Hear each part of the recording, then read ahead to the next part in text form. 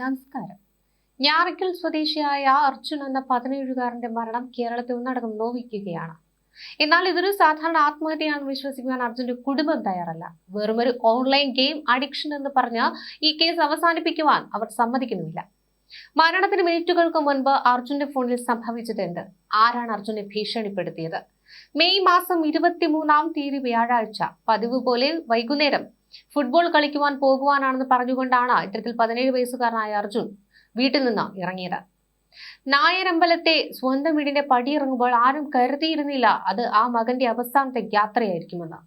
സാധാരണയായി കളി കഴിഞ്ഞ് കൃത്യസമയത്ത് തിരികെ എത്തുന്ന അർജുൻ രാത്രിയായിട്ടും വീട്ടിലെത്താതായതോടെയാണ് കുടുംബത്തിന് ആദ്യ തുടങ്ങുന്നത്.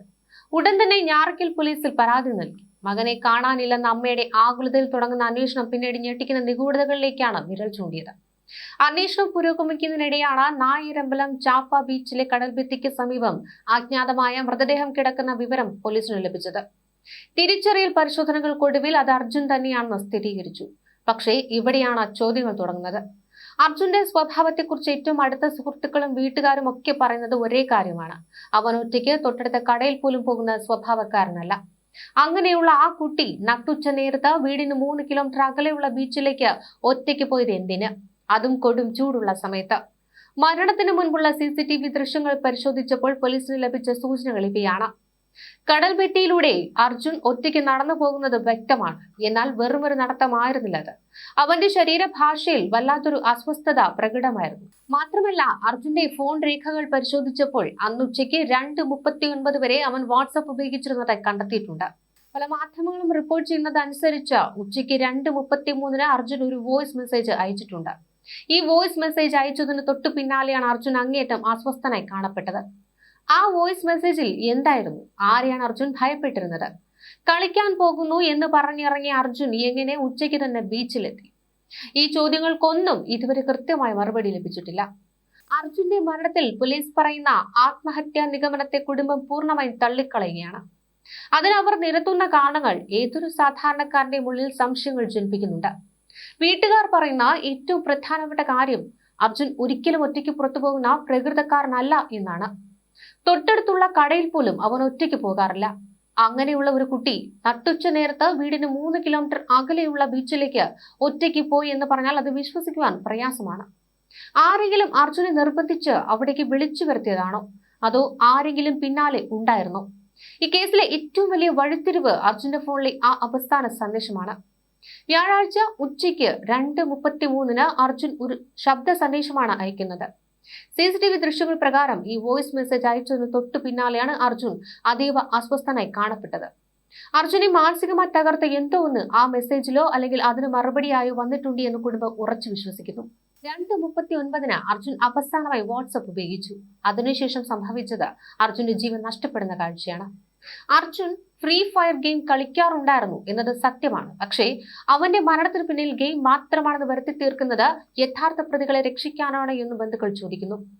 എല്ലാ മരണങ്ങളെയും ഓൺലൈൻ ഗെയിം അഡിക്ഷന്റെ തലയിൽ കെട്ടിവെക്കരുത് എന്നാണ് സഹോദരനും സുഹൃത്തും മാധ്യമങ്ങളോട് പറഞ്ഞത്. അർജുന്റെ സ്വഭാവത്തിൽ ഒരു മാറ്റവും ഉണ്ടായിരുന്നില്ല. അവൻ ഡിപ്രഷനിലും ആയിരുന്നില്ല. പിന്നെ എങ്ങനെ അവൻ പെട്ടെന്ന് ഇത്തരമൊരു തീരുമാനമെടുത്തു? ഫുട്ബോൾ കളിക്കാൻ പോകുന്നു എന്ന് പറഞ്ഞുകൊണ്ടാണ് അർജുൻ വീട്ടിൽ നിന്ന് ഇറങ്ങിയത്. പിന്നീട് 3 കിലോമീറ്റർ ദൂരം നടന്ന് അവൻ കടൽഭിത്തിക്ക് സമീപമെത്തുന്നു. ആ നടത്തത്തിൽ അവൻ ആരെങ്കിലും വിളിക്കുന്നത് കേൾക്കുവാൻ കാത്തു നിൽക്കുന്നതുപോലെ ആ നടത്തത്തിൽ തന്നെ അവൻ ആരെങ്കിലും വിളിക്കുന്നത് കേൾക്കുവാൻ കാത്തു നിൽക്കുന്നത് പോലെയാണ് CCTVയിൽ തോന്നിക്കുന്നത്. ഇതൊരു ആത്മഹത്യയാണെങ്കിൽ പോലും അതിലേക്ക് അർജുനെ തള്ളിവിട്ട ആ അദൃശ്യ ശക്തി ആരാണ്? അർജുന്റെ മരണത്തിൽ പോലീസ് അന്വേഷണം ഏറ്റവും കൂടുതൽ കേന്ദ്രീകരിക്കേണ്ടത് അവന്റെ സോഷ്യൽ മീഡിയ അക്കൗണ്ടുകളിലേക്കാണ്. കാരണം അർജുന്റെ ഇൻസ്റ്റാഗ്രാം അക്കൗണ്ട് ഹാക്ക് ചെയ്യപ്പെട്ടിരുന്നു എന്ന ഞെട്ടിക്കുന്ന വിവരമാണ് പിതൃ സഹോദരൻ വെളിപ്പെടുത്തിയത്. അർജുന്റെ അക്കൗണ്ട് ലോഗിൻ ചെയ്യുവാൻ ശ്രമിക്കുമ്പോൾ അത് മറ്റേതോ ഒരു അജ്ഞാത മെയിൽ ID-യിലേക്കാണ് ലിങ്ക് ചെയ്തിരിക്കുന്നത്. വീട്ടുകാർക്കോ സുഹൃത്തുക്കൾക്കോ അറിയാത്ത ഒരു മെയിൽ ID എങ്ങനെ അർജുന്റെ അക്കൗണ്ടിൽ വന്നു? ഇവിടെയാണ് ബ്ലാക്ക് മെയിലിംഗ് എന്ന സംശയം ബലപ്പെടുന്നത്. ഹാക്കർമാർ അർജുന്റെ സ്വകാര്യ ചാറ്റുകളോ ചിത്രങ്ങളോ കൈക്കലാക്കിയിരുന്നു. അത് പുറത്തുവിടുമെന്ന് ഭീഷണിപ്പെടുത്തിയിരുന്നു. അർജുൻ അവസാനമായി അയച്ച 2:33 ആ വോയിസ് മെസ്സേജ് ഈ ഹാക്കർമാർ അയച്ചതാണോ?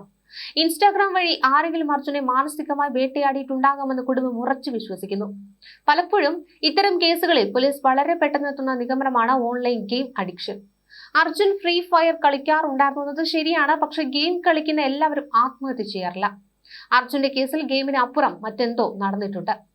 ഗെയിമിലൂടെ പരിചയപ്പെട്ട ആരെങ്കിലും അർജുനെ സ്വാധീനിച്ചിരുന്നോ, അതോ ഗെയിം അക്കൗണ്ട് വിൽക്കാനോ വാങ്ങാനോ ഉള്ള ശ്രമത്തിനിടയിൽ ആരെങ്കിലും അർജുനെ ചതിച്ചതാണോ? ഇതിനു മുൻപും കേരളത്തിൽ ഗെയിം അക്കൗണ്ടുകൾ ഹാക്ക് ചെയ്ത് കുട്ടികളെ ഭീഷണിപ്പെടുത്തിയിട്ടുള്ള സംഭവങ്ങൾ ഉണ്ടായിട്ടുണ്ട്. അർജുന്റെ ഫോൺ ഇപ്പോൾ സൈബർ സെല്ലിന്റെ കൈവശമാണ്. ആ ഫോണിലെ ഡിലീറ്റ് ചെയ്യപ്പെട്ട ചാറ്റുകളും ഹിസ്റ്ററിയും വീണ്ടെടുത്താൽ മാത്രമേ ഈ മരണത്തിന് പിന്നിലെ യഥാർത്ഥ മാസ്റ്റർ ബ്രെയിൻ ആരാണെന്ന് കണ്ടെത്താൻ കഴിയൂ. എല്ലാ കുറ്റവും ഗെയിമിന്റെ മേൽ കെട്ടിവെച്ച് യഥാർത്ഥ കുറ്റവാളികൾ രക്ഷപ്പെടാൻ പാടില്ല. നമുക്ക് മുന്നിലുള്ള പ്രധാന ചോദ്യങ്ങൾ ഇവയാണ്. അർജുന്റെ ഇൻസ്റ്റാഗ്രാം അക്കൗണ്ട് ഹാക്ക് ചെയ്തത് ആര്? 2:33 അയച്ച ആ വോയിസ് മെസ്സേജ് ആർക്കായിരുന്നു? ഒറ്റയ്ക്ക് ഒരിടത്തും പോകാത്ത അർജുനെ ബീച്ചിലേക്ക് എത്തിച്ചതാര്? ഈ ചോദ്യങ്ങൾക്കെല്ലാം ഉത്തരം കണ്ടെത്തേണ്ടത് പോലീസിന്റെ ഉത്തരവാദിത്തമാണ്. വെറുമൊരു അസ്വാഭാവിക മരണമായി ഇതിനെ കാണാതെ ആഴത്തിലുള്ള ഒരു സൈബർ അന്വേഷണം തന്നെ വേണം. അർജുന്റെ കുടുംബത്തിന് നീതി ലഭിക്കണം. നമ്മുടെ കുട്ടികൾ ഇന്റർനെറ്റിൽ സുരക്ഷിതരാണോ എന്ന് ഓരോ മാതാപിതാക്കളും ചിന്തിക്കേണ്ട സമയം അതിക്രമിച്ചിരിക്കുന്നു. ഫെബ്രുവരി 19 ഉച്ചയ്ക്ക് 2 മണിയോടെയാണ് അർജുനെ കാണാതാവുന്നത്. ടർഫിൻ കളിക്കാൻ പോകുന്നു എന്ന് പറഞ്ഞുകൊണ്ട് അർജുൻ വീട്ടിൽ നിന്നിറങ്ങി.